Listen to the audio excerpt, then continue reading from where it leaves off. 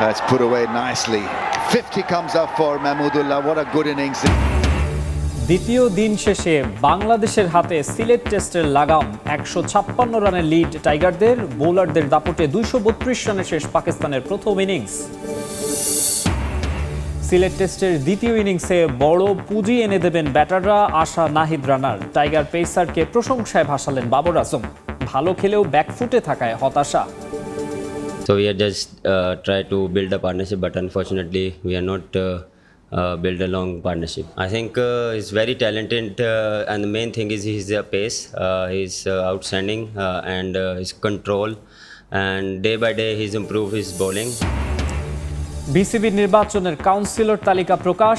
প্রথমবারের মতো ভোটার হলেন মাহমুদুল্লাহ রিয়াদ। নেই হেভিওয়েট ফারুক আহমেদ ও মাহবুবা নাম। দেখছিলেন শিরোনাম, এবারে বিস্তারিত। শুরুতে ক্রিকেট। সিলেট টেস্ট প্রসঙ্গ। দ্বিতীয় দিন শেষে সুবিধাজনক অবস্থানে বাংলাদেশ। 156 রানে এগিয়ে থেকে দ্বিতীয় দিন শেষ করেছে নাজমুল হোসেন শান্তর দল। এর আগে টাইগার বোলারদের দাপটে নিজেদের প্রথম ইনিংসে 232 রানে অল আউট হয় পাকিস্তান। জবাবে 3 উইকেটে 110 রানে দিন শেষ করেছে স্বাগতিকরা। সিলেট থেকে আরও জানাচ্ছেন তামিম হোসেন। সিলেট টেস্টের দ্বিতীয় দিনে বাংলাদেশের সামনে সবচেয়ে বড় বাধা ছিলেন বাবর আজম, পাকিস্তানের আশার আলো। তবে টাইগারদের আছেন একজন নাহিদ রানা, তিনি এনে দিলেন সমাধান। সঙ্গে মোমেন্টাম পেয়ে যায় বাংলাদেশ। এর আগে দিনের শুরুতেই আগুন ঝরান তাসকিন আহমেদ। দ্রুত ফিরিয়ে দেন দুই ওপেনার আব্দুল্লাহ ফজল ও আজান আওয়াইসকে। পাকিস্তান চাপে পড়লেও এক প্রান্তে শান্ত ছিলেন বাবর। ড্রাইভ ফ্লিক সব মিলিয়ে ধীরে ধীরে ম্যাচ বের করে নেয়ার ইঙ্গিত দিচ্ছিলেন তিনি। শান মাসুদকে নিয়ে গড়েন গুরুত্বপূর্ণ জুটি। পরে সালমান আগাকেও সঙ্গে নিয়ে প্রতিরোধ চালিয়ে যান। তুলে নেন টেস্ট ক্যারিয়ারের 31তম 50। একটা সময় মনে হচ্ছিল বাবর থাকলে ম্যাচে ফিরতে পারে পাকিস্তান, কিন্তু তখনই আক্রমণে আসেন নাহিদ রানা। গতির সঙ্গে বাউন্সার বেশিক্ষণ সামলাতে পারেননি বাবর। ফ্লিক করতে গিয়ে মিডনে ক্যাচ তুলে দেন পাকিস্তানি এই ব্যাটার। এ নিয়ে টেস্টে 5 ইনিংসে নাহিদের বলে তৃতীয়বার আউট হলেন বাবর। বাবরের বিদায়ের সঙ্গে যেন ভেঙে পরে পাকিস্তানের ইনিংসও। এরপর তাইজুল ইসলাম ফেরান সালমান আগা ও মোহাম্মদ রিজওয়ানকে। হাসান আলীকেও আউট করেন এই বাহাতি স্পিনার। শেষ দিকে নাহিদের ঝুলিতে আরও একটা উইকেট। পাকিস্তান থামে 232 রানে।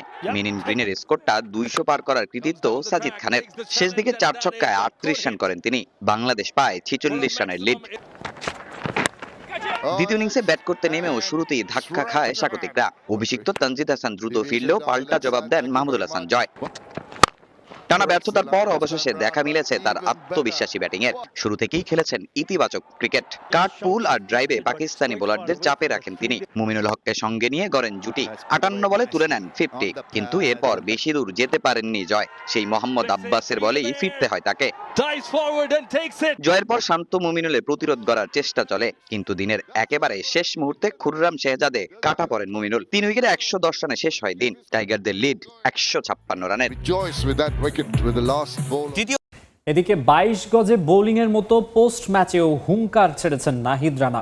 সোজা সাপটা জানিয়ে দিয়েছেন তাকে কেউ বাউন্সার দিলে তিনিও ছেড়ে কথা বলবেন না। বাবর আজমের উইকেট শিকার নিয়েও বাড়তি রোমাঞ্চ কাজ করছে না তার মাঝে। যদিও সংবাদ সম্মেলনে নাহিদকে প্রশংসায় ভাসিয়েছেন বাবর। ভালো খেলেও দিন শেষে ব্যাকফুটে থাকায় হতাশ পাকিস্তানি তারকা। এদিকে নাহিদ রানার আশা দ্বিতীয় ইনিংসে ভালো পুঁজি এনে দেবেন ব্যাটাররা। তবে শেষ পর্যন্ত যে টার্গেটই দেওয়া হোক তা ডিফেন্ড করার ব্যাপারে আত্মবিশ্বাসী এই টাইগার পেসার।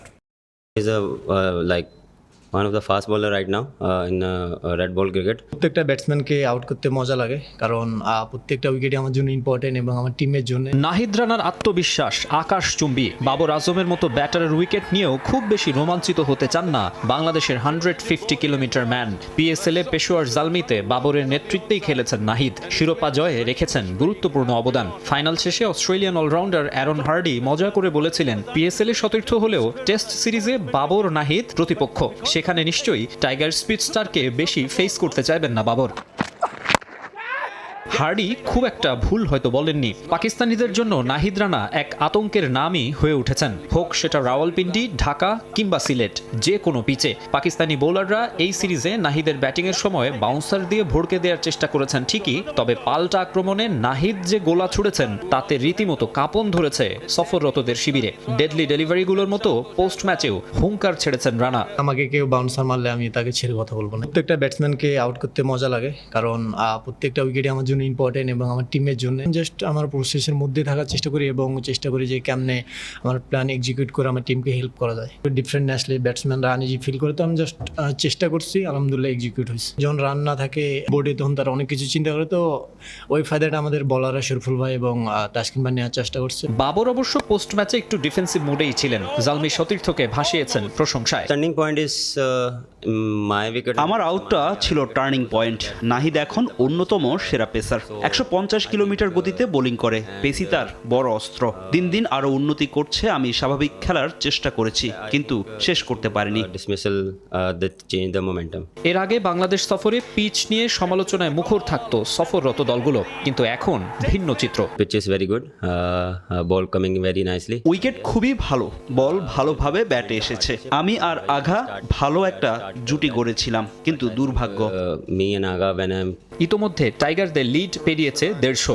স্বাগতিকরা এখন তাকিয়ে বাকি 7 ব্যাটারের দিকে। টেস্টের 2 দিন শেষ হয়েছে, আরও 3 দিন আছে। যতক্ষণ পারবো ব্যাটিং করব, সেরকম কোনো টার্গেট নেই যে 200 কিংবা 250 300 দিতে হবে। সারাদিন ব্যাটিং করতে চাই, ব্যাটিং করে জয়রান হয়ে আমরা ডিফেন্ড করতে চাই। তৃতীয় দিনের প্রথম সেশনে আধিপত্য বিস্তার করতে চাইবে দু দলই।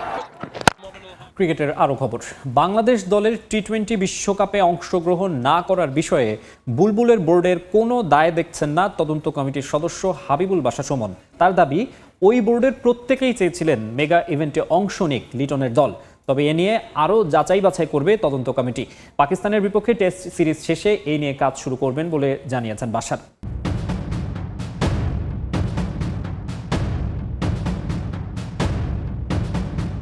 টি-20 বিশ্বকাপে না যাওয়ার সিদ্ধান্তের পর থেকেই প্রশ্নের মুখে বিসিবির তৎকালীন বোর্ড। কেন বাংলাদেশ অংশ নেয়নি, সিদ্ধান্তটা কার ছিল, এমন নানা প্রশ্ন এখনো ঘুরছে ক্রিকেট আঙ্গনে। আমিনুল ইসলাম বুলবুল একাধিকবার দাবি করেছেন সরকারের সিদ্ধান্তের কারণেই বিশ্বকাপে দল পাঠানো সম্ভব হয়নি, তবে এরপরও সমালোচনার বড় অংশ তার বোর্ডের দিকেই।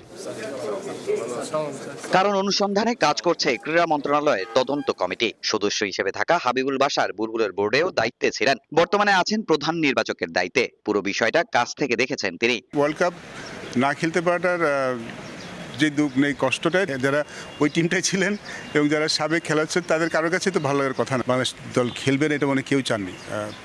কেন হয়েছে সেটার জন্যই তো আসলে আমাদের খুঁজতে বলা হয়েছে। বাট আমার মনে হয় যে আপনি যে কোনো ক্রিকেটারকে জিজ্ঞেস করবেন, সবাই কিন্তু বিশ্বকাপটা খেলতে চাইছে। তবে তদন্তের কাজে এখনো পুরোপুরি যুক্ত হননি বাশার। পাকিস্তানের বিপক্ষে চলমান টেস্ট সিরিজ শেষ হওয়ার পরই কারণ খুঁজতে অনুসন্ধানে নামবে কমিটি। কার সিদ্ধান্ত ছিল, আদৌ বোর্ডের কোনো ব্যর্থতা ছিল কিনা, সবকিছুই খতিয়ে দেখবেন বাশাররা।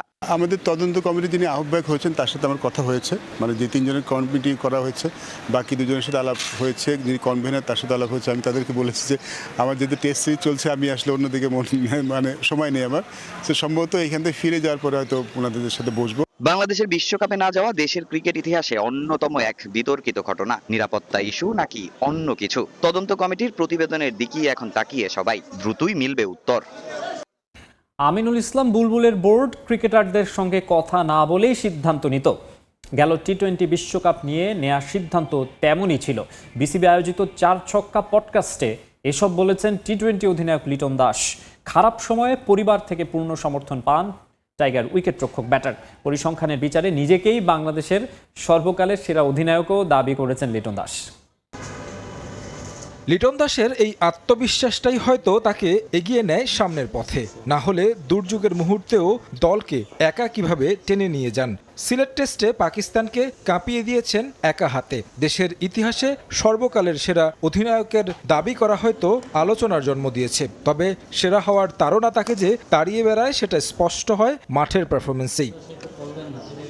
সম্প্রতি বিসিবির নতুন উদ্যোগ 4 ছক্কা পডকাস্টে অংশ নিয়েছেন টাইগারদের টি-20 অধিনায়ক লিটন দাস, যেখানে খোলামেলা কথা বলেছেন বর্তমান ও অতীতে ঘটে যাওয়া নানা ইস্যুতে। দেশের ক্রিকেটে আলোচিত ঘটনা গেল টি-20 বিশ্বকাপ খেলতে না যাওয়া, যে বিশ্বকাপে প্রথমবার অধিনায়কত্ব করার কথা ছিল লিটন দাসের। বুলবুলের বোর্ড আর তৎকালীন ক্রীড়া উপদেষ্টার একগুঁয়েমি সিদ্ধান্তে ভেস্তে গেছে সব। প্রিভিয়াস বোর্ডে অনেক কিছুই হয়তো যে অনেক প্লেয়ারের সাথে কনসাল্ট করা হতো না। এজ এ ক্যাপ্টেন হয়েও আমি অনেক কিছু জানতে পারতাম না। আমাদের কাজ ছিল ক্রিকেট খেলা, আমাদের সবারই চাহিদা ছিল যে আমরা এজ এ প্লেয়ার আমরা ক্রিকেট খেলবো। সেটা যে কোনো জায়গায় হোক, আর ওয়ার্ল্ড কাপের মতন ইভেন্ট কে মিস করতে চায়। ক্যারিয়ারের শুরুর দিকে নানা সমালোচনা শুনতে হয়েছে লিটন দাসকে। খারাপ সময়ে সামাজিক মাধ্যমে বাজেভাবে সমালোচনা করা হয় টাইগার ব্যাটারকে, তবে সেই সময়টা কাটিয়ে উঠেছেন। পডকাস্টে কথা বলেন তার খারাপ সময়ে কে পাশে ছিলেন, কিভাবে শক্ত থাকতে সহযোগিতা করেছেন। আমার কাছে মনে হয় আমার লাইফে বিগেস্ট সাপোর্টার একজনই, সেটা হচ্ছে আমার ওয়াইফ। নট অনলি যে আমি ক্রিকেট খেলি এর জন্য, বাট আমার কাছে মনে হয় প্রত্যেকটা মানুষের জীবনে একজন সাপোর্টার থাকে, সেটা তার ওয়াইফ, বিকজ সবচেয়ে বেশি সময় তার সাথে পার করে। ওই দিক দিয়ে বলবো যে অনেক হেল্পফুল, এবং অনেক সময় হয় না যে পারফরমেন্স না করলে আপসেটটা অটোমেটিক চলে আসে, বিকজ আপনি পরিশ্রম করেন পারফরমেন্স করার জন্য, বাট ওই একটা সার্টেন টাইম থেকে যে সময়টা ওয়াইফের হেল্পটা অনেক দরকার পড়ে, আমার মনে হয় এই দিক দিয়ে আমার ওয়াইফ। পডকাস্টে প্রশ্নের উত্তরে কথা বলেন বাংলাদেশের সর্বকালের সেরা অধিনায়ক নিয়ে, সেখানে নিজেকেই রাখলেন সবার উপরে।